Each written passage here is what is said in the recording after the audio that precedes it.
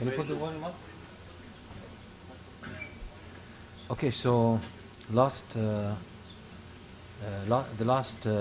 segment on the seerah, we reached, I believe, the point where the Prophet sallallahu alaihi wasallam.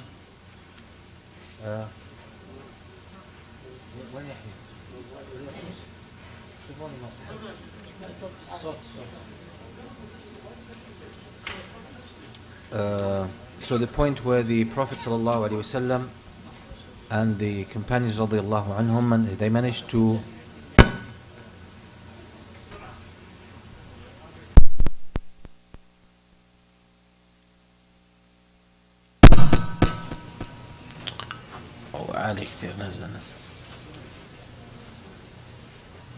we reached a point where the Prophet ﷺ and the Muslims managed to break into Khyber. And we said Khyber was a very well protected, fortified area where the Jews of Medina, after being exiled from Medina, they settled in Khyber, or they had settled in Khyber, and then from there they started conspiring to bring down the Prophet ﷺ and his companions.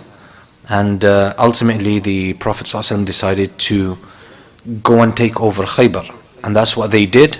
So almost 28 days or about a month it took them to break into Khyber, which was a very, as we said, very well protected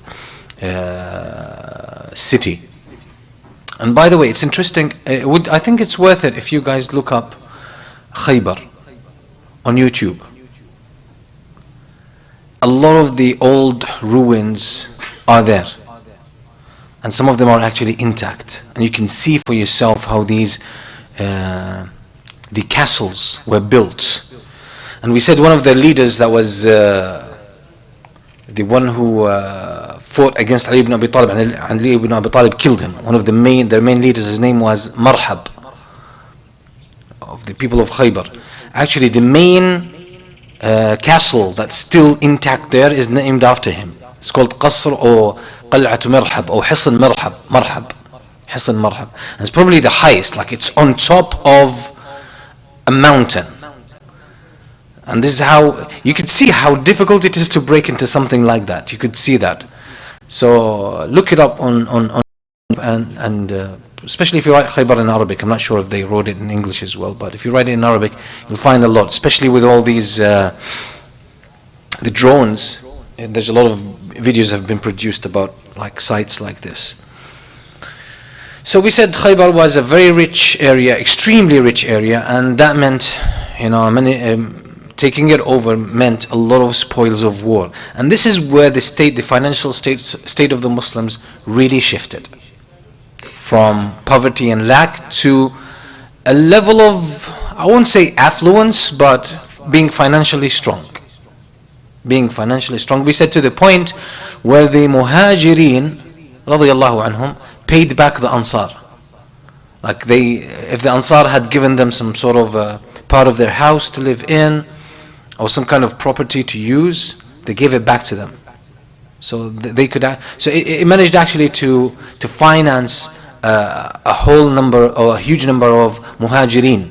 And we're not talking about only the early Muhajirin. There was Muhajirin coming to Medina after Hijrah from different places, and a lot of them left their properties. A lot of them were poor. We said a lot of them lived in the masjid. They were Ahl al-Sufa.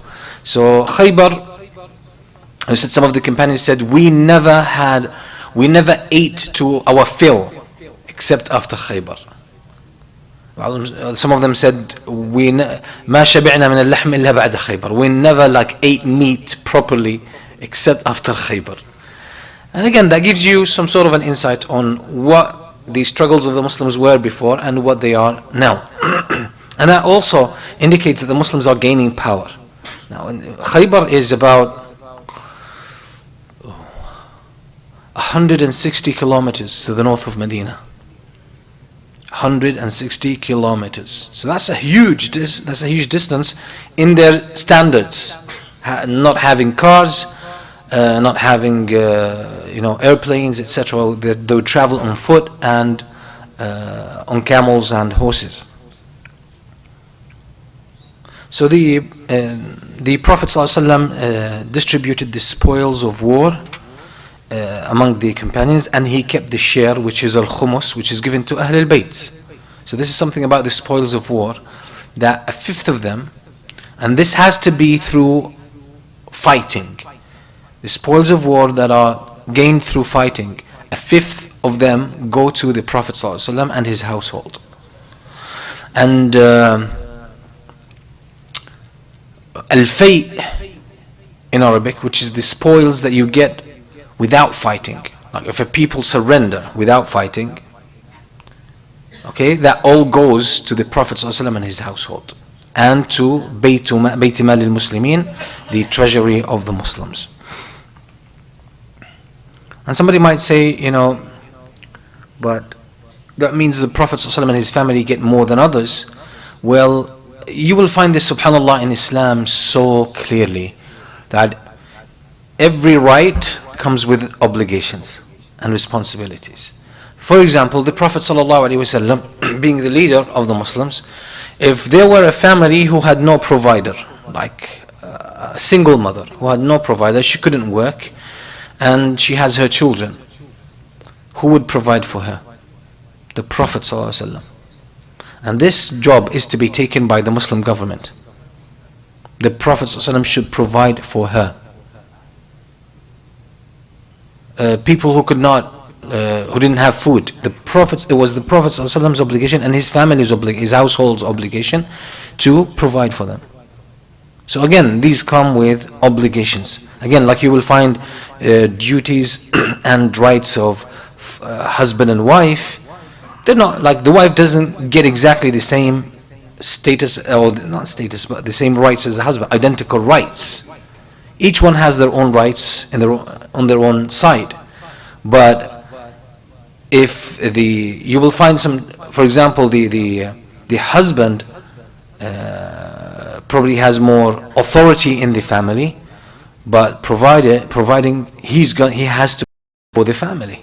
So he's given that level of authority. It's not a luxury, it is a responsibility. He has to provide for the family, he has to take care of them, he's responsible. So any kind of privilege in Islam comes with an equal responsibility. So it's not about giving someone privilege, it's actually about distributing, the burden.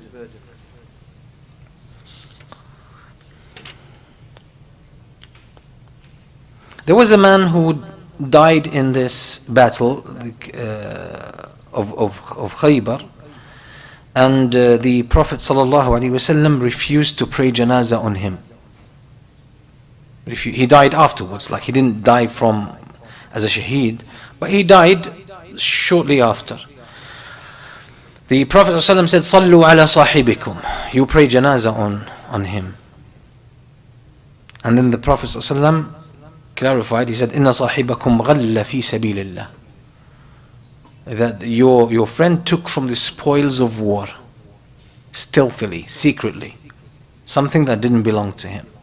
And this is called ghalul, and it's a serious thing. It's a form of theft, but not theft in the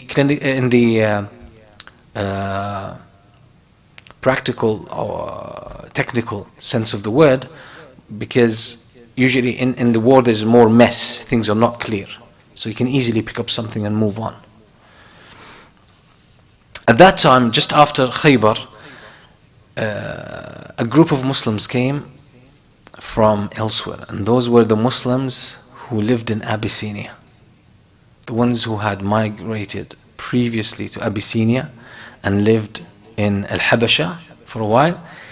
This is the time they came back, and they met the Prophet ﷺ in Khyber. Some of them stayed in Medina, and some of them moved. When they heard the Prophet ﷺ was in Khyber, they caught up with him. So with them was Ja'far ibn Abi Talib radiyallahu anhu. So the Prophet ﷺ, when he saw Ja'far, he said, "Ma adri bi ayyihima ana usar." I don't know which one brings me more joy. بفتح خيبر أم بقدوم جعفر. The Prophet ﷺ says, I don't know which one is really brings me more joy. Is it the arrival of Ja'far, or is it the conquering of Khyber? And around this time as well came some some people from I think we mentioned that they met, the ones who met the companions or the Muslim migrants from Abyssinia was al-Ash'ariyin. With them it was Abu Musa al-Ash'ari. These people came from Yemen and they were meant to go by sea towards probably arrive ultimately in Medina, but they lost their way in the sea and they met these Muslims and they told them basically, we're going to Muhammad sallallahu alaihi wasallam, and they joined them. Among them was Abu Musa al-Ash'ari radiyallahu anhu.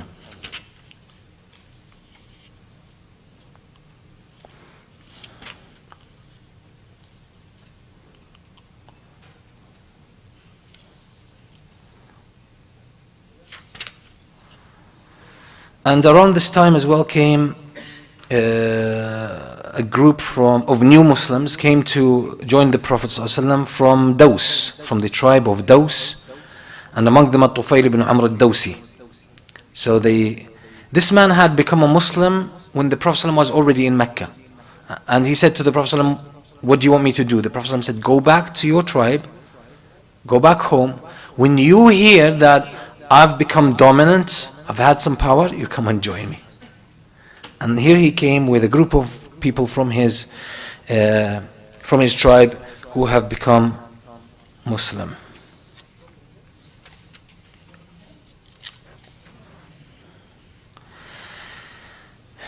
Among the captives or the population in Khyber who were taken captive was the daughter of Huyay ibn Akhtab. Huyay ibn Akhtab was one of the leaders. Salam ibn Abi al-Huqayq and Huyay ibn Akhtab, both of them were the leaders of the Jewish tribes in Khyber, and they were the masterminds of Ghazwat al-Khandaq. They were the ones who contacted Quraysh, Ghatafan, and the other tribe to bring them together in order to set a siege around Medina and try to kill the Muslims.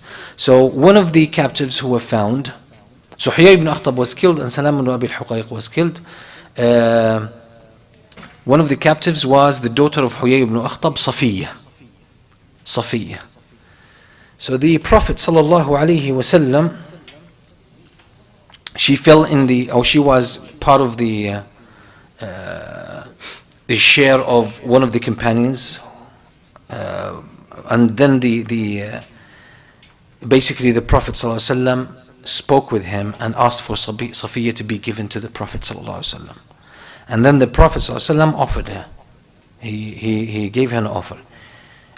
He said, I could free you and marry you if you wish. She wanted that. She chose that. And she decided to marry the Prophet ﷺ. She became Muslim.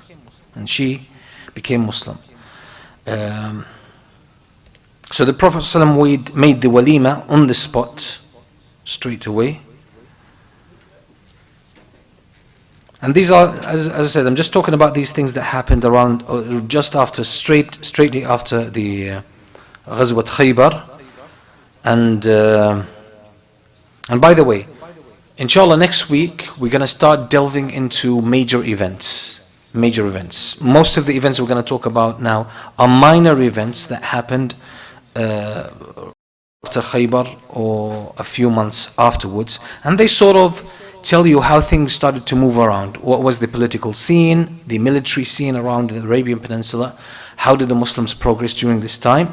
But most of them are minor events. The major events will actually start happening rapidly, one after the other, and we'll start with that inshallah next week.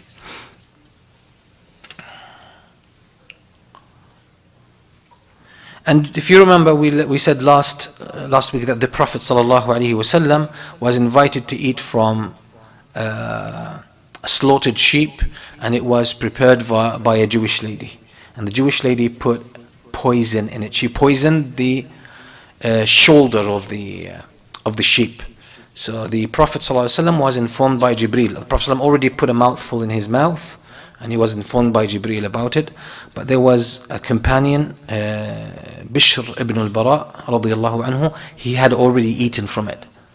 So the poison started to have an impact on him. And usually poison at that time was prepared from poison of snakes or scorpions, generally speaking. Some were taken of plants, but the majority of them were that type of poison. And the thing with poison is that poison causes the blood to clot and disintegrate. So that's what happens. So it causes the heart ultimately to stop beating. So a person will have cardiac arrest. That's usually what poison led to, that type of poison. And sometimes the poison would be so severe that it would rip the veins of the person. And by the way, found a narration, authentic narration, that mentions that the Prophet ﷺ actually, as we mentioned as well previously, that the Prophet ﷺ actually died from that poison years later. So Allah subhanahu wa ta'ala sort of made the impact of the poison freeze, because the Prophet ﷺ already put it in his mouth. So the poison already went into his body. So the impact of that poison froze. Allah sort of deactivated it. And the Prophet ﷺ carried on doing things. And during the death of the Prophet ﷺ, as he was dying, he says, I can feel the poison. Because he was asked by someone, what is going on with you? He says, I can feel the poison. And one of the companions says, the vein that was going straight into the heart of the Prophet ﷺ was ripped. And that was because of the poison. So this is why it seems to be like an agreement among the scholars that the Prophet ﷺ really died from that poison. This was like years later. We're talking about almost 4 years later after that event. So the companion Bishr ibn al-Bara, when he ate from that, he fell like sick for a while, and the companions caught that woman and they wanted to punish her. The Prophet ﷺ did not punish her. He just kept her. But later on, that companion passed away because of the poison. So the Prophet ﷺ said, "An-nafsu bin-nafs." The murder deserves capital punishment. She is to be executed, and she was executed because it led to the death of a person. Prior to that, before the death, he didn't do anything with regards to her.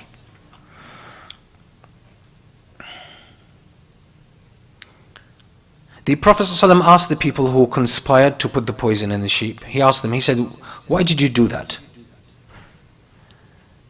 They said, it was a test, because if you were a liar, you would eat it and die. But if you were a prophet, you would be told. You would be informed about that.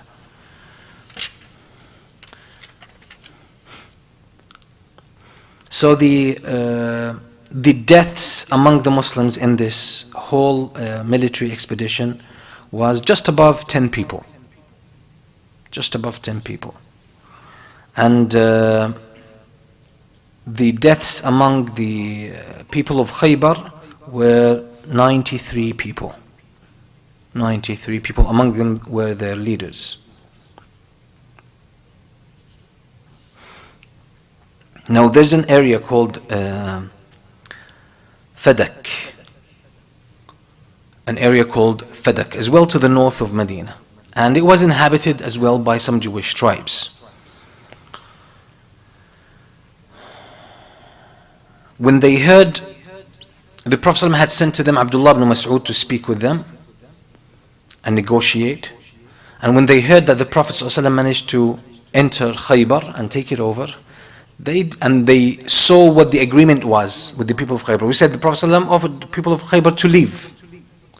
But they offered him to stay, that they stay and they cultivate the land and they look after it. And we said it is extremely rich with date trees. So they said, we'll take care of all of this, and you, like the Muslims, you don't have enough, manpower to run this, and it's already far from Medina.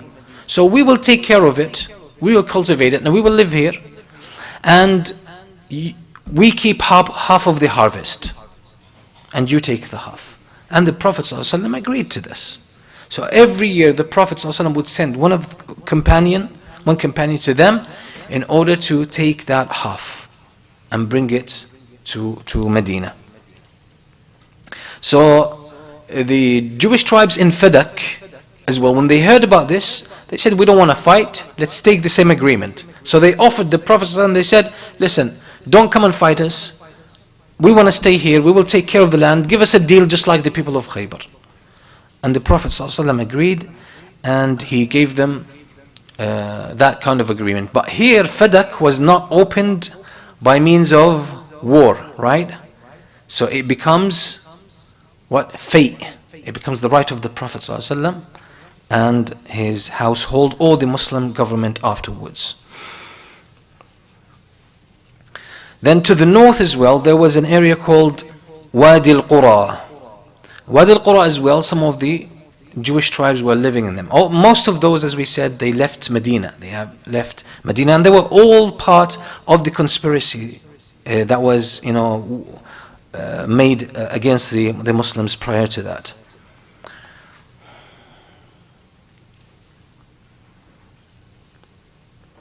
So the Prophet ﷺ leaves Khyber and he heads towards Wadi al-Qura. Wadi al-Qura is, by the way, is to the north of what we know today as Saudi Arabia.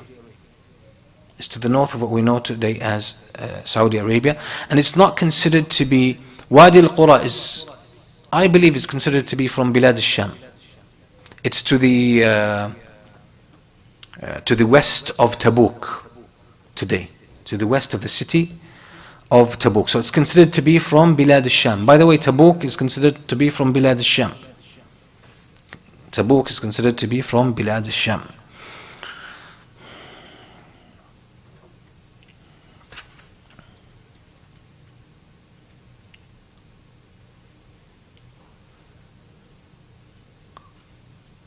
So the Prophet ﷺ marches towards Wadi al-Qura and he offers them peace, and he says, we don't want to fight. What we can do is you guys have a similar deal. But they refused and they fought. So they fought against the Muslims. The Muslims won the battle easily and they took over. And still the Prophet ﷺ gave them the same deal as the people of Khyber. You guys stay here, you look after it, you cultivate it, and you can get half of the harvest. There was an area also called Taymah, which also had some of the Jewish tribes. When they heard about all of this, they approached the Prophet ﷺ and they said, we want a similar deal. So you can see we're talking about Khyber, Fedak, Wadi al-Qura, Taymah. Pretty much they all ended up in the same way. So in Khyber, pretty much, the situation was okay between the Muslims and the people in Khyber. Every year the Prophet ﷺ would send Abdullah ibn Rawaha radiyallahu anhu to go and get the share every year, once a year, and bring it back to Medina. A few times they tried to bribe him. Why? To increase their share. But Abdullah ibn Rawaha dealt with them very strictly, and he didn't take their offer. One day the people of Khyber, they killed a Muslim. So one Muslim was visiting Khyber and he was killed. Khyber was all inhabited by those Jewish tribes. There was no Arabs living among them. So there were two companions visiting Khyber and one of them got killed. One of them was killed. Now who killed him? No one knows.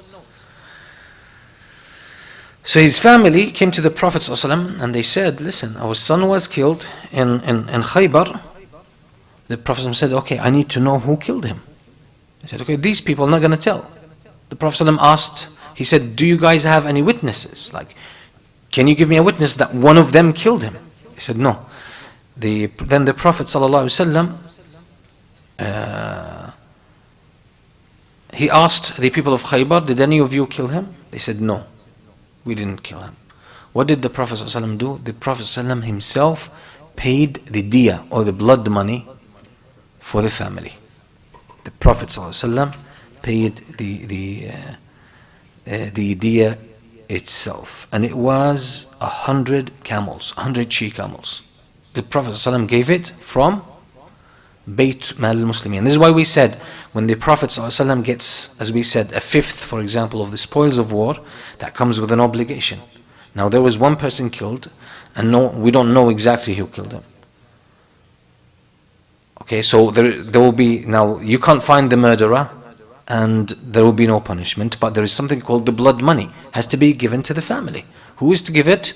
the Prophet ﷺ has to give it.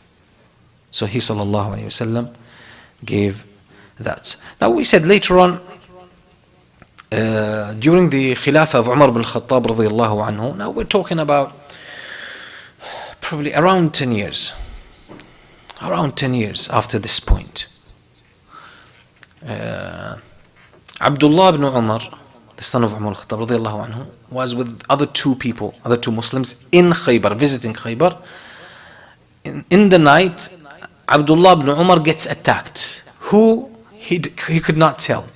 He gets attacked to the point that his wrists were sort of disjointed or disconnected. So he was hurt in his joints. So he was taken and he was treated in Medina. Then he obviously shares the news with the Khalifa, Umar al-Khattab. When Umar al-Khattab sees this, he combines the companions and he says,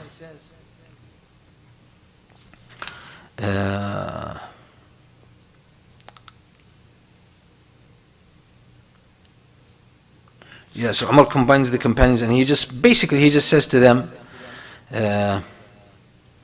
I want to quote him verbatim here, 1 second.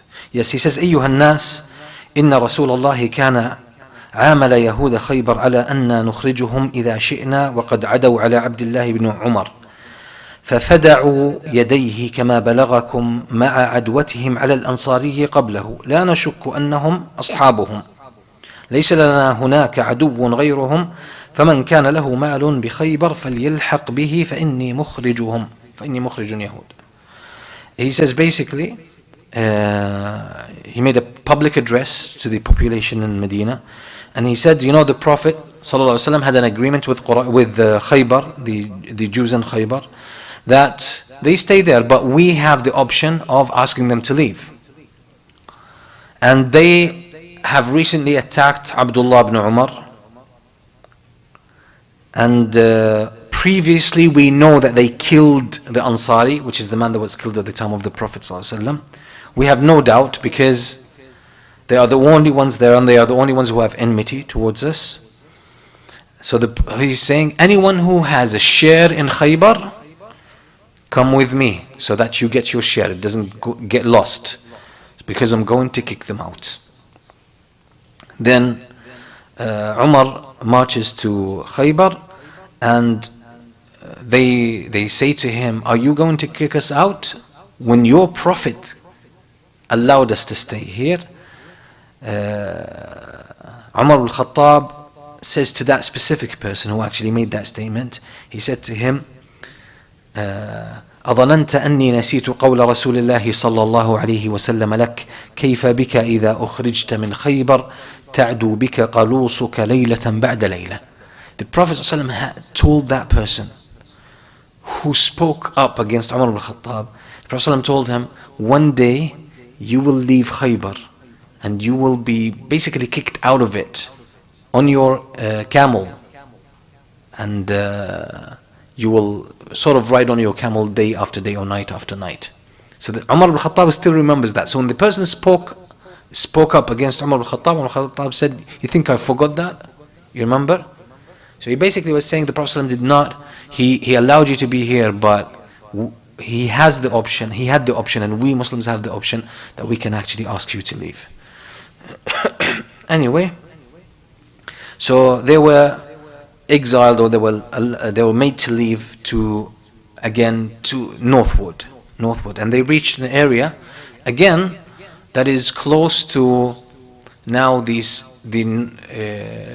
by the Dead Sea, right by the borders of Saudi and Jordan today. Right by the borders of Saudi and Jordan today, and because there were two small towns or cities there. One of them was called Taymah, and the other one was called Ariha. But it's not Ariha Jericho, it's another one. And they took some food and some stuff, some of their belongings with them, and they left. And during the time of Umar al-Khattab as well, Umar al-Khattab mentioned, again, we were just making a jump ahead during the time of Umar al-Khattab, since we mentioned that, let's just mention other things. Umar al-Khattab also got the people in Fedak, who had a similar agreement like Khyber, he got them to leave as well. And to the south of Mecca, Najran, which is now to the north of Yemen and the south of Saudi Arabia, there were the Christians of Najran who had an agreement or a peace agreement with the Prophet ﷺ. Umar ibn Khattab also asked them to leave. So they left and they settled in Yemen. Anyway, let's go back to the Prophet ﷺ. After Khyber, the Messenger ﷺ with the Muslims go back to Khyber. On the way, certain things happened. Again, the Muslims were traveling during the night before Fajr. Let's say a couple of hours before Fajr, the Prophet ﷺ and the Muslims decide to rest and sleep. And the Prophet ﷺ tells Bilal, to watch for Fajr. So Bilal watches for Fajr, but Bilal falls asleep. And thus they miss Salat al-Fajr. They wake up, and this time the Prophet ﷺ was the first one to wake up. In the previous story we told before, it was Umar ibn Khattab and two of the Ansar who woke up. This time the Prophet ﷺ was the first one to wake up. Then he asks Bilal, and Bilal says, Messenger of Allah, the same answer, أَخَذَ بِي مَا أَخَذَ بِكُمْ. Like I was taken by sleep, just like you. So the Prophet ﷺ says, اقتادوا, meaning each one, take your camel or your horse, and they marched forward, they moved from that exact location, and then they prayed, and the Prophet ﷺ says, مَنْ نَسِيَ الصَّلَاةَ فَلْيُصَلِّهَا إِذَا ذَكَرَهَا. Whoever forgets the prayer or misses the prayer, let them pray it as soon as they remember it. And by the way, so it happened, if you remember, in Khyber, in Hudaybiyah, right? As they were coming back from Hudaybiyah. And now, after Khyber, and it's going to happen again, this similar story is going to happen as in Ghazwat Tabuk. So this incident happened more than once in the life of the Prophet ﷺ. Again, on the way to Medina, the Prophet ﷺ was riding his camel, and along with him, or behind him, was Safiyyah, his new wife. Safiyyah radiyallahu anha. Now as the camel was marching towards Medina, it happens to trip. The Prophet ﷺ fell off, and Safiyyah fell off as well. And imagine, a camel is really high. This is a serious thing. It's not it was a bad fall, obviously. So the Abu Talha, the great companion, he rushes to the Prophet ﷺ to make sure that he was all right. The Prophet ﷺ says, لا عليك المرأة, like forget about me, cover the woman, like his wife Safiyyah radiyallahu anha. Obviously when a woman falls off a camel, probably parts of her will be revealed. So Abu Talha sort of took off like a cloak that was on top of him and covered Safiyyah with it. Again, that shows you a general etiquette there among them, that they felt it was a violation of a woman to be revealed physically. So it was it's a respect for women to be covered. It was the respect and the status of a woman to be covered. And revealing oneself was not a good sign at all, specifically talking about women.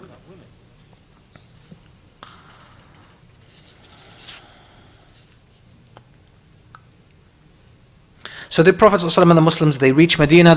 Obviously you coming to Medina from north, the first thing that will hit you will be Jabal Uhud, Mount Uhud. The Prophet ﷺ says, Jabal Uhud, yuhibbuna wa nuhibbuhu. The Prophet ﷺ says, the Mount of Uhud, we love him and it loves us, or we love it and it loves us. The mountain, again. And as the Prophet ﷺ enters Medina, he said, آيبون تائبون عابدون لربنا حامدون.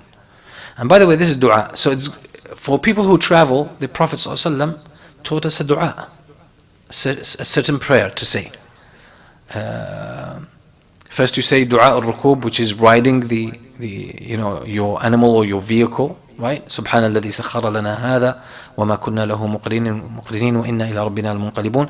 Then you have the dua of safar, which is اللهم إنا نسألك في سفرنا هذا البر والتقوى ومن العمل ما ترضى اللهم هون علينا سفرنا هذا واطوي عنا بعده اللهم أنت الصاحب في السفر والخليفة في الأهل اللهم إنا نعوذ بك من وعثاء السفر وكآبة المنظر وسوء المنقلب في المال والأهل. anyone who travels, it's good to learn this, by the way, because the meanings are profound again. We are, oh Allah, we ask you in this trip of ours, al-birra wa taqwa, righteousness and piety. And the deeds that you love. Oh Allah, make this trip easy for us. Allahumma hawwin alayna safran hadha watwi anna bu'ata. Oh Allah, shorten the long distances for us. Allahumma anta sahibu fi safar. Oh Allah, you are the companion, you are our friend and companion in this trip. Wal khalifatu fil ahl. And you are the one that we entrust our families with, the ones that we left behind. الخليفة في الأهل اللهم إنا نعوذ بك من وعثاء السفر. Oh Allah, we seek your protection from the hardship and the bad things that could happen during travel. وكآبة المنظر, and from the unpleasant things to see. Basically, if bad things or dangerous things happen during travel. وكآبة المنظر وسوء المنقلب في المال والأهل, and we seek your protection from an evil end, whether in ourselves or in our families. Yes.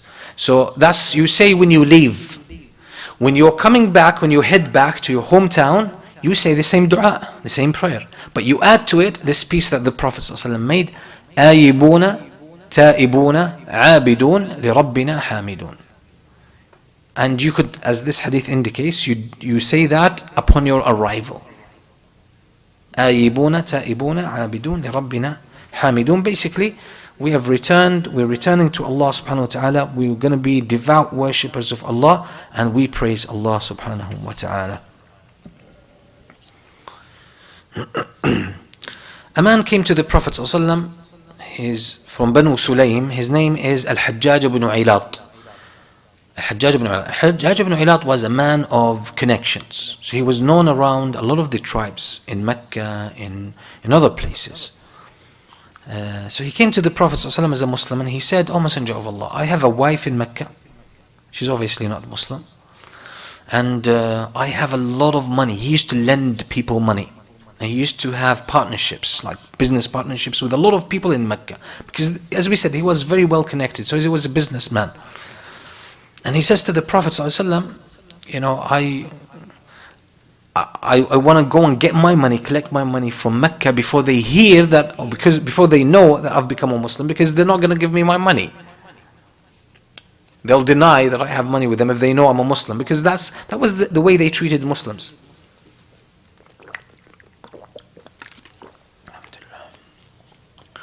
So he says, I want to go there. He said, okay, go ahead. But he said, I might need to say something. The Prophet said, say it. What does he mean? He knows that people were tested. So usually, and again, it gives us also a glimpse of what environment the Muslims were living in. Animosity was normalized against the Muslims. Animosity against the Muslims were normalized. So if you do not speak against Muslims for no reason, just like that, you need to put them down. You need to swear at them. If you didn't do that, okay, you were doubted. It shows you what kind of a poisonous environment it was. So you had to say something generally against Muslims. So he sought the Prophet's permission. The Prophet said, say it, no, not a big deal. So and before reaching Mecca, he sees some group of Quraysh, and these people, obviously, they are in agreement with the Prophet ﷺ, right? Less than a year ago, a few months before that point. And still they haven't heard anything about the Prophet. They're still very cautious. So they sent some group to try to sort of listen to some news, figure out something about Muhammad sallallahu alaihi wasallam. Oh, they come across al-Hajjaj ibn Ilat. So, and they had heard that Muhammad moved to Khyber, went to attack Khyber. So they want to know what happened. They have got no news. They want to know what happened. So they're in a state of anticipation. So when they see al-Hajjaj, and they still don't know he was Muslim, they said, do you know anything about Muhammad? Because we heard that he marched to Khyber. So al-Hajjaj, he says, yes, I heard about that, and I have good news for you. I said, what was that? So they surrounded him and they were so keen to listen to what he has to say. So he said, Muhammad was defeated like never before. His companions were killed and he was taken captive. And the people of Khyber said, we are not going to kill Muhammad. We will send him to Mecca. So the people of Mecca kill him.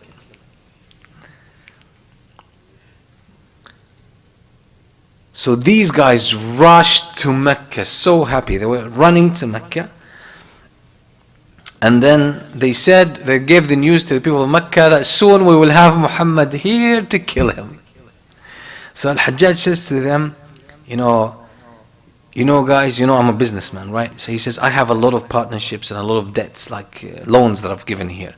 I need you to help me to get my money so quickly because I want to go to Khyber, because the people of Khyber have got a lot of spoils from Muhammad and his companions. There's a lot of business, trade. With war comes business, right? Why was the Gulf War? Why was the war in Afghanistan? Why everywhere? Why is war? There's business behind everything. Well, partly business is behind it. Any place you see, or in any instance, most of the instances where you see a country goes to war, look behind it, you will see businesses following after that war. And big companies. So he says, I want to go, there's lots of business opportunities. I want you guys to help me collect my finances so I can go before the whole thing is over. So he says, they helped me collect it so quickly. He said, never happened in my history with them. So he says, I collected it, and and then people of Mecca were happy except for al-Abbas, who was the uncle of the Prophet ﷺ. Al-Abbas, by the way, at that time he had become Muslim. But I'm not sure whether he really sort of announced his Islam or not. But when Al-Abbas heard the news, he was devastated. So he sat in his house. They said he couldn't even stand on his feet. And he was very touched by that. And then Al-Abbas sends one of his younger sons, to al-Hajjaj, this guy, and to really verify the news. What you said, is that true, really true? So al-Hajjaj says to the boy, he says, listen, tell Abbas to meet me somewhere where no one can see us, right? I want to meet him alone, and tell him I have good news for him. So anyway, he collects his money, then he goes to see al-Abbas, and he comes to him in private. He says, listen, the Prophet ﷺ has conquered Khyber, and they got a lot of spoils of war, and he even married the daughter of the daughter of their leader, Safiyyah bint Huyay ibn Akhtab, and I became Muslim. I came here to collect my money, and the reason I told that lie, I sought permission from the Prophet ﷺ to say whatever I wanted to say, because I needed to get my money before these guys realize I'm a Muslim. They won't give it to me, and that's it. So Al-Abbas is so happy, but he says to Al-Abbas, he says, don't disclose that for 3 days. Give me 3 days, then we collect my money, leave, then you can give it to them. So he collects his money and he leaves. He wants 3 days even just to be safe. So he leaves that. Then 3 days later, Al-Abbas, he says, where's your husband? He goes to the wife of Al-Hajjaj. Where's your husband? She says, oh, he left. He already left. And she says, she gives condolences to Al-Abbas. She's non-Muslim, so she gives condolences. She says, take it easy, these things happen and whatever, etc. So he says, no, I'm not upset. I'm very happy, because your husband told me that Muhammad ﷺ conquered Khyber and he was victorious and so on and so forth. And she says, how come? Because he told the opposite. He said, yes, because he came to collect his money and go away from here, and you guys won't give it to him.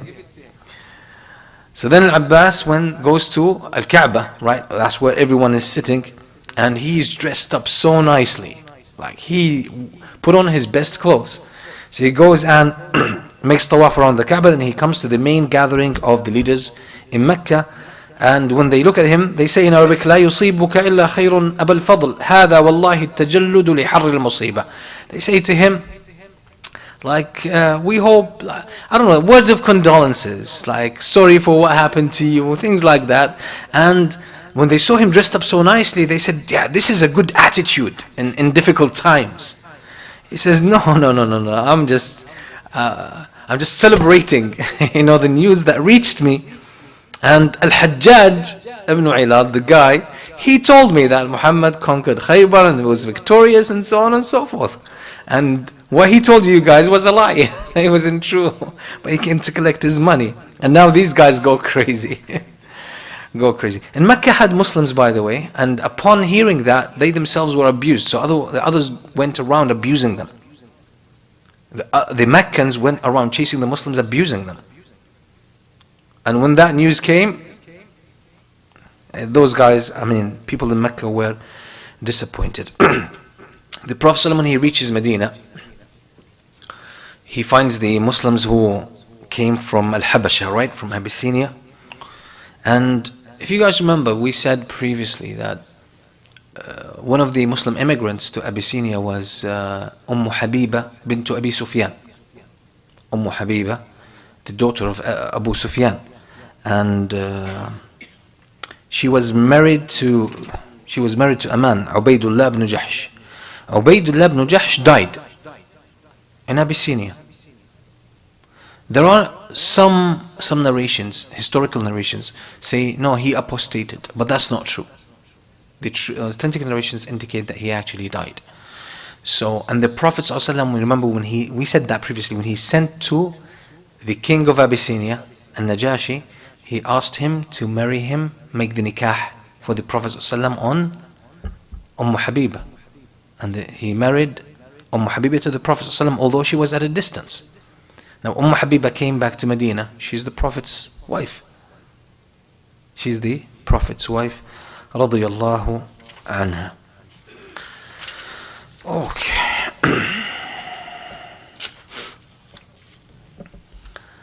Now after Khyber,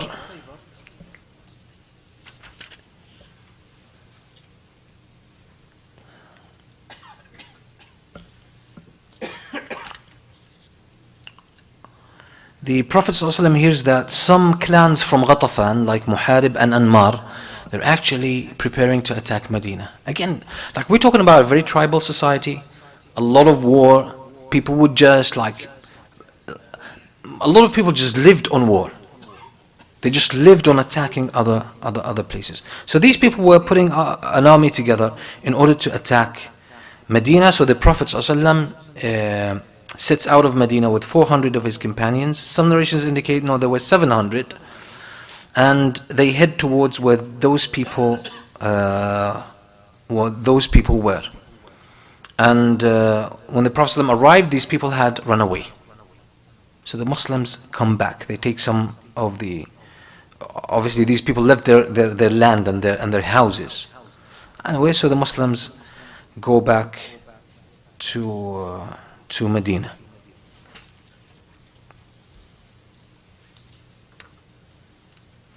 On the way back, the Muslims were passing through a valley, and in this valley there were trees. So, and the Muslims were resting, so they were taking a nap. The Prophet ﷺ hangs his sword on a branch of a tree, and he rests under it. A man with the name Ghawrath ibn al-Harith, he sees that. So he sneaks in, he gets the sword and he puts it right on the forehead of the Prophet ﷺ. He takes the Prophet's sword and he says, Ya Muhammad, he wakes him up. Man yamna'uka minni, who protects you from me? You claim to be Prophet, etc. Now the sword is right on your forehead. What are you going to do?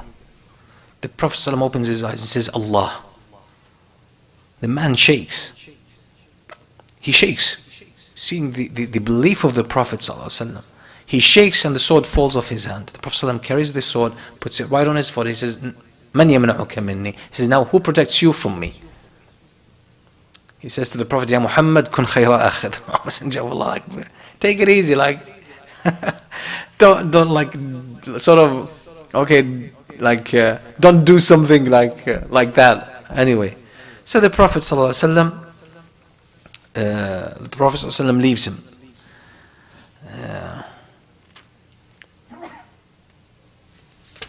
Again, so there were some stories. I'm gonna skip some of them because they're not like big events that happened. Then the Prophet ﷺ goes back to Medina. When they reach Medina, afterwards the Prophet ﷺ sends Umar ibn Khattab radiyallahu anhu, because with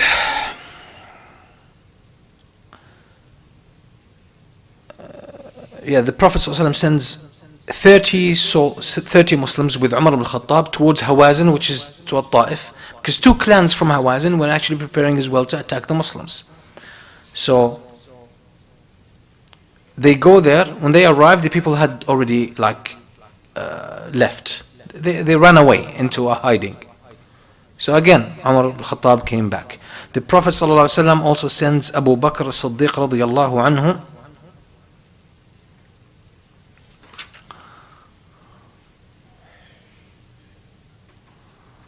And anyway, so the Prophet ﷺ sends a few military expeditions for any potential attack. And we said the Muslims were living in an area that was full of threats. So the Prophet ﷺ sends sometimes Abu Bakr, sometimes Umar, sometimes Bashir ibn Sa'd radiyallahu anhu. Sometimes there were small skirmishes and fights here and there, but nothing really major. Nothing major. Now something interesting happens, and this was, and here we come sort of to the end of the small events, because next week we're going to start when the Prophet ﷺ, it's time to make the Umrah. Remember the agreement between the Prophet ﷺ and Quraysh, that you don't make Umrah this year, but you can come back next year. It's time for Umrah. Now just before the time of Umrah, again, the Prophet ﷺ is sending a military expedition, and they happen to catch a man called Thumamah ibn Uthal. Thumamah ibn Uthal is from Bani Hanifa. Now Bani Hanifa has nothing to do with the Hanafi madhab or Abu Hanifa. This is an Arab tribe, okay, from Banu Hanifa. He's one of their leaders, Thumamah ibn Uthal. So they catch him. They bring him to the Prophet ﷺ. The Prophet ﷺ says, okay, look after him, treat him well. And they tie him up in the masjid. So he's 24 hours in the masjid. The Prophet ﷺ comes to him the first day. He says, "Ma indaka ya Thumamah." Like, what do you have, ya Thumamah? Thumamah says, "Indi khayrun ya Muhammad." He says, and this is like a leader. And by the way, again, the Arab society at that time was tribal. A lot of feuds and fights, and probably a lot of wrong practices. But there was something about dignity that really was impressive about them. Like the nobles could not give up on their dignity. These were people who would hold themselves in, I would say, in high esteem, not as like grandiosity or like some level of arrogance, not necessarily arrogance, but there was a level of self-respect that was very impressive. So this man is taken as captive, and the Prophet ﷺ tells him, "Ma indak, what's up? What's going on? What do you have today?" And he says, "Indi khayr, I have something good. In taqtulni, taqtul dha dam. If you kill me, you kill someone whose blood is precious to his people. وَإِن تُنْعِمْ تُنْعِمْ عَلَى شَاكِرٍ. But if you are like treat me well and sort of let me go, you're actually letting go someone who's thankful, someone who appreciates like favors. وَإِن كُنْتَ تُرِيدُ الْمَالِ فَسَلْ مِنْهُ مَا شِئْتَ. But if you want money and wealth, ask as much as you want. I can give it to you." So the Prophet ﷺ leaves him. Then he comes again. He asks him the same question. The man responds the same way. Then the Prophet ﷺ, after 3 days, he tells the companions, set him free, set the guy free. So the guy, he's been watching Muslims for 3 days. Watching them where? In the masjid. And the masjid not only for prayer, there's a lot of things happening in the masjid. People used to socialize in the masjid, spend a lot of time with the Prophet ﷺ. The Prophet ﷺ would teach them in the masjid. So he happened to get a good glimpse into what Muslims are. He had to see for him, he could see for himself. So Thumamah leaves Medina, he goes outside Medina where there is a little bit of palm trees. He goes and takes a shower. Then he walks into the masjid, comes back to Medina, walks into the masjid. The Prophet ﷺ is there with the companions. He says, Ashhadu an la ilaha illallah wa ashhadu anna Muhammadan Rasulullah. He said, I bear witness that there's no God but Allah, and that Muhammad is the messenger of Allah. And he says, Wallahi ma kana ala al-ardi wajhun abghada ilayya min wajhik. He says to the Prophet, Wallahi, there was no face on earth that I hated more than your face. Speaking to the Prophet ﷺ. فَقَدْ أَصْبَحَ وَجْهُكَ أَحَبَّ الْوُجُوهِ إِلَيْهِ. But now your face is the one that I love the most. وَاللَّهِ مَا كَانَ مِنْ دِينٍ أَبْغَضَ إِلَيَّ مِنْ دِينِكَ فَأَصْبَحَ دِينُكَ أَحَبَّ الدِّينِ إِلَيْهِ. He says, I didn't hate any religion more than your religion. But now, I love no religion but the religion you have. Then he says, وَاللَّهِ مَا كَانَ مِنْ بَلَدٍ أَبْغَضَ إِلَيَّ مِنْ بَلَدِكَ فَأَصْبَحَ بَلَدُكَ أَحَبَّ الْبِلَادِ إِلَيْهِ. He says, I didn't hate like a land or a town more than yours. But now, I love it the most. وَإِنَّ خَيْلَكَ أَخَذَتْنِي وَأَنَا أُرِيدُ الْعُمْرَةِ. And when your guys caught me, I was heading for Umrah. فَمَاذَا تَرَى? What do you think? فَبَشَّرَهُ رَسُولُ اللَّهِ صَلَّى اللَّهُ عَلَيْهِ وَسَلَّمَ وَأَمَرَهُ أَنْ يَعْتَمِرْ. The Prophet ﷺ accepts like that from him and he appreciates it and he says, go and make Umrah. Go and make the pilgrimage. So he goes for Umrah. So upon entering Mecca, so he was the first one to enter Mecca and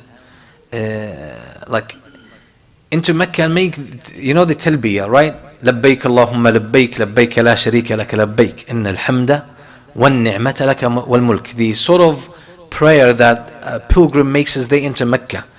He's the first Muslim to make it in public. He's the first Muslim. Other Muslims who could make it into Mecca, they would do that secretly. He's the first one to make it public, so he enters Mecca. So Quraysh catch him. Come here. They snatch him. Come. What's that? And they realize this is Thumamah. This is one of the leaders of Bani Hanifa. This is a big tribe. He's a very important person in the Arabian Peninsula. See, he said, "Sabawta ya Thumamah, you've apostated." قال لا والله ولكن أسلمت مع محمد رسول الله ولا والله لا يأتيكم من اليمامة حبة حنطة حتى يأذن فيها رسول الله صلى الله عليه وسلم فخلوه. So he says, no, Allah, I've just become Muslim, I believe in Allah and I've become a Muslim and I joined Muhammad صلى الله عليه وسلم. And he says, Wallahi, you will not get a piece of, like a grain of wheat from Yamama. That's where he is. Yamama, as we said, is where Riyadh now is in Saudi Arabia. Riyadh and Dhahran. He says, none of you will not get a grain, because that's where Mecca used to get their wheat, by the way. That's how they made their bread, was from Yamama, mainly. So he said, Wallahi, you will not get a wheat from Yamama, a grain of wheat from Yamama, until Muhammad ﷺ gives permission for that. You see the level of humiliation to the people of Mecca. Then he leaves back, he goes back home to Yamama where he is, and he does not allow anything to reach Mecca. Any wheat. Nothing. No grains to reach Mecca. Now that really hurt Mecca big time, and they had literally people in Mecca suffered from malnutrition. They couldn't eat. Like a great ingredient or part of their food was gone. So Quraysh sends an envoy of important people headed by Abu Sufyan himself, the leader of Mecca, to the Prophet ﷺ. Why? To convince him to speak to Thumamah to allow the wheat to be exported to Mecca. Because they remember his his threats. He said when he threatened them, he said, no wheat will come to you except with the permission of Muhammad sallallahu alaihi wasallam. So Abu Sufyan and a group of the leaders of Quraysh, they go to Medina, they speak with the Prophet, they say like, Nanshuduk Allah wal Rahim, we ask you by the relationship between us. Like we're connected, we are from the same tribe and everything. Speak to this guy, let them send some wheat. We can't survive like this.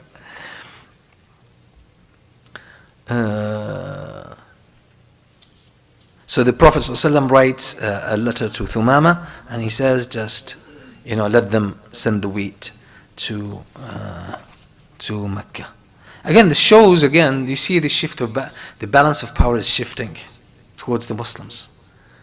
When these important people are entering Islam, and it's making a big deal. So the enmity that Quraysh initiated against the Muslims and propagated around the Arabian Peninsula was actually now turning against them. And now it was time for the Muslims to make their Umrah. It was a year now from Sulh al-Hudaybiyah, and that's what we're going to start with inshallah next week, next Friday bi'idhnillah. Next week we have the potluck inshallah, so don't forget that. We can take a couple of questions. Is there any?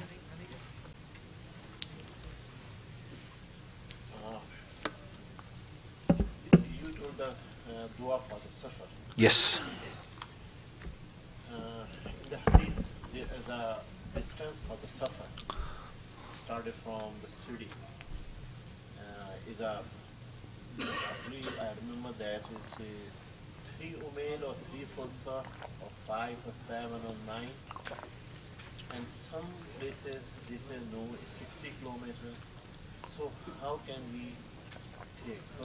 Okay, with regard, what do we consider to be a trip, like safar, traveling?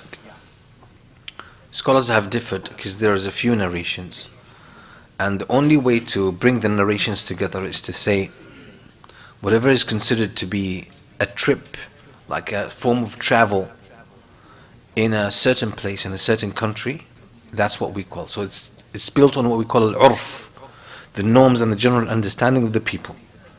Let's say here in Canada, make it practical. What is safar? Let's say I'm going to drive from here, to Hamilton. Do we consider this travel in Canada, like a trip? No, it's not like a traveling, right? So it's more of a commute. So do you consider this to be safar, where all the other things like you shorten prayers, you can skip fasting if you want, etc.? No. Let's say I'm gonna drive to Muskoka, right? From here. Do we consider this to be travel, trip? It's to the north of Barrie, right? Okay, let's say Sudbury. Okay, so that's definitely a travel, form of travel. Again, Muskoka is Barrie itself is some sort of a travel. If you take that, by the way, to another country, let's go to the UK. UK, the same. Like if I drive from Whitby to Hamilton, is that travel? Not necessarily. It might be bordering it. But that same distance in the UK is considered to be a huge trip. That's a long distance, based on the culture. So whatever the people, generally speaking, consider this to be like a form of traveling, then we consider this to be safar, and that's when it applies. Is it going to be a specific point? No. Are people going to differ about this? Yes, people are going to differ about this. For example, if somebody is traveling from here to London. To where? London, Ontario. Okay, I don't know what that is. London, Ontario. Oh, London. Okay, London. Yeah. West of so around 2 hours, 3 hours drive. Yeah. How will you consider it? Again, it depends on the people, but my understanding here about Canada, this is a trip, like it's a long trip. Yeah. It's not like, okay, just jump in the car and go, right? No, you sort of like if someone is careful, generally speaking, they would check the pressure in the tires, they check their engine, the fluids in the car, etc. They would probably take a couple of snacks in the car, right? That's a sign. Okay, yeah, okay, it's traveling, so it's pretty much travel. And even, I mean, although for some people now it's becoming a daily commute, I would say from here, like from Scarborough to Niagara Falls, is pretty a long distance. Pretty a long distance. Yeah, so you consider that to be a trip, yes. Yeah, so that's the safest way. But it's not precise and it's going to differ from one person to the other. Yes, it will differ. But that's part of how things are done, again. Yeah. So if a person is, for example, starting and traveling, like my job is traveling most of the time. Someone who travels every day because of their job, like they drive a truck or the delivery, etc., they might need to consult someone who will speak to them specifically. Still, some scholars say even if your job is about traveling and delivery and it's long distances, some of them say, yeah, you can still shorten, it's all trip. And some scholars say, no, if it's a daily thing, then it's way too much for you to like shorten your prayers, etc. There's a debate about this. I understand, but for some people like, oh, that West Coast is different. But let's say people someone who drives, let's say, to London. Someone drives the truck to London. That's their delivery. Okay, so they do that every day. Every day they have a trip to London and back. Okay, so it's going to be a debatable thing. It's going to be debatable. For example, for me, especially for me, so what should I do for the common prayer? Where do you drive to? I drive up to the west, means of the USA. No, if you're driving West Coast, even if it takes you... If drive, for example, my friends for driving from here to Kingston, how they consider it? Oh, Kingston is such a long distance, regardless, yes, that's a huge... Well, the debate usually happens when the distances are not too far. It's a daily thing, yeah. My question is not related with it, but it's from the ayah of the Quran. I need to see if someone else has a question. I can't give you two. And if there's no one, I'll come back to you. Any questions? Yes. So in the beginning you were talking about how the Prophet ﷺ ate the meat from the woman, the Jewish woman. So my question here is in regards to like halal meat. How does that work? Okay, we like Muslims can eat the things that are slaughtered with the name of Allah mentioned upon them. Okay. And Muslims are also allowed to eat the food of the people of the scripture, the Christians and the Jews. Why? Because originally these revelations were from Allah, although some human elements and changing happened later on. But the origin of their message was divine. So because of that shared origin, Muslims are allowed to eat from the food or the animals that are slaughtered by the Jews and the Christians. And that's it. So you want to apply it to today's world? Today's world, that's an issue of debate, because what we have here in the market, is it really considered to be the Ba'ih Ahl al-Kitab? Is it really food of the people of the book? That's a big debate among the scholars and the students of knowledge. So some people say you can eat because it's considered to be, generally speaking, a Christian country, and thus you don't ask, you just eat. Okay, that's an opinion, but that's not the opinion that I take. I personally take, no, you eat what is, because a lot of the stuff here that is done, just saying this is a Christian country is such a big shot. Such a big shot. A lot of the Western countries today, they don't maintain a clear identity with regards to Christianity, etc., or even the whole Judeo-Christian, tradition. So they're more liberal, and they're more secular in general, as a government even. Yes, there are some Christian remains from the heritage of Christianity, but to me, I still don't see that, and especially in the commercial world, in that mass production, I don't think, it has a... So that's the position. But I don't say the other one is wrong. These are two opinions, and each one has its own strength. Each one has its own strength. But the opinion that I personally take is no, you eat from something that is slaughtered halal. Or, if you know, there are Christian farmers, by the way. Christian farms, they are licensed slaughterhouses. And I personally eat from those. I buy meat from those. I don't have an issue. I know these are practicing Christians. They are practicing Christians. You can tell from the way they dress, from the way they speak, and you check the farm, you can tell these are practicing Christians. I don't ask them how you do whatever you do. I just buy from them because I know these are Christians. But the market, no, it is not as clear to me. So if you were at somebody's house, like a practicing Christian house or practicing Jew's house,